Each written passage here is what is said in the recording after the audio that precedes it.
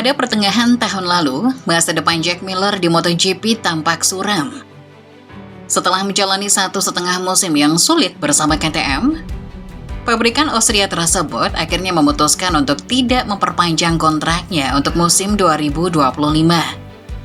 Dengan terbatasnya opsi lain di grid, banyak yang memperkirakan bahwa Miller akan beralih ke World Superbike atau bahkan mengakhiri karir balapnya.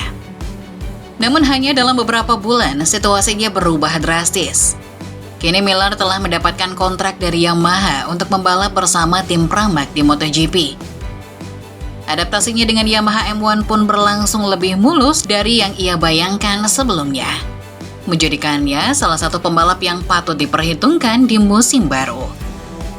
Tes pramusim menunjukkan hasil yang sangat positif bagi Miller. 2 hari tambahan di sesi shakedown Sepang memberinya kesempatan untuk lebih memahami karakter motor baru ini.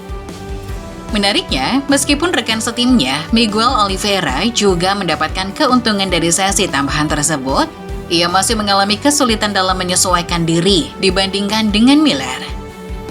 Salah satu aspek yang paling menonjol dari Yamaha M1 adalah sensasi yang diberikan pada bagian depannya. Hal ini memungkinkan Miller langsung tampil kompetitif di Sepang, sirkuit yang juga sering menguntungkan pembalap Yamaha lainnya, seperti Fabio Quartararo. Meskipun Yamaha sempat mengalami kendala dalam kondisi grip rendah di Buriram, Miller tetap mampu mencatatkan waktu yang cukup baik dan hanya terpaut sedikit dari catatan waktu terbaik Quartararo. Dengan performa yang terus meningkat, Miller semakin yakin bahwa masih ada banyak potensi yang bisa ia gali dari Yamaha M1. Ia merasa nyaman dengan gaya balapnya yang mulai menyatu dengan karakter motor ini.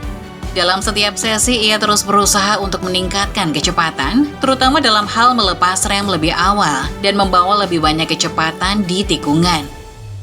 Namun ada beberapa aspek yang masih belum disempurnakan oleh Yamaha, terutama pada bagian belakang motor serta performa mesinnya. Meski begitu, secara keseluruhan, Miller merasa bahwa langkah yang telah diambil Yamaha sudah sangat baik dan memberikan harapan besar untuk beberapa balapan pertama musim ini.